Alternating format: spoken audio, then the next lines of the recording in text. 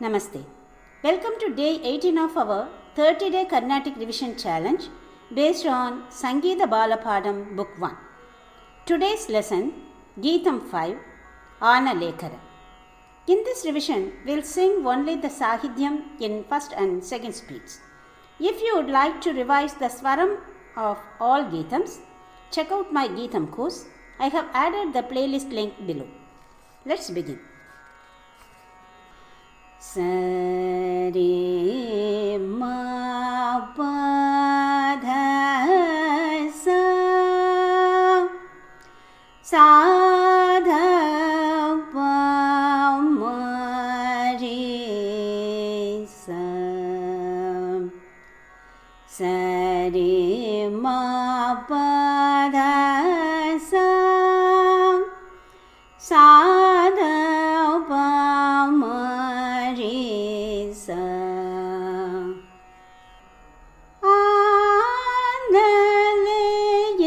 Analaekara unni polati sakala shastra puranadino taladino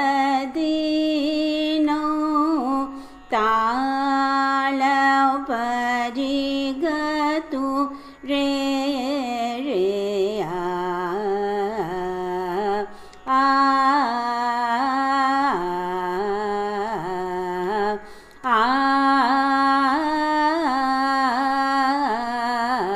se tu vaha parikato no jata juvuta sakala shastra puranadi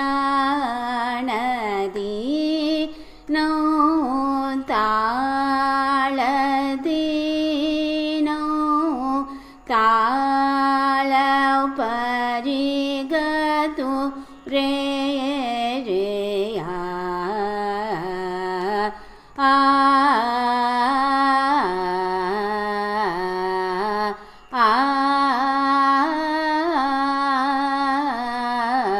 se tu vaha parikato no Analekara unni polati sakala shastra puranadino taladino tala parigatu re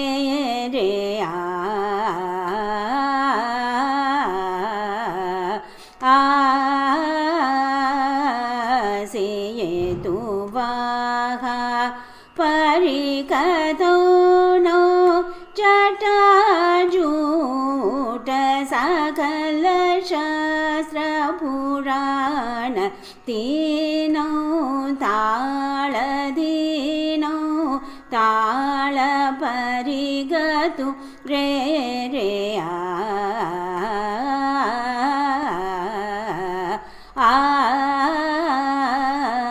se tu vaha parikato no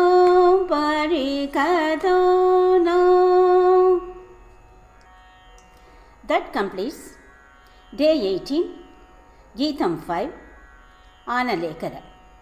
Tomorrow we'll move to day 19, Geetham 6. Keep practicing daily to strengthen your voice, rhythm and clarity.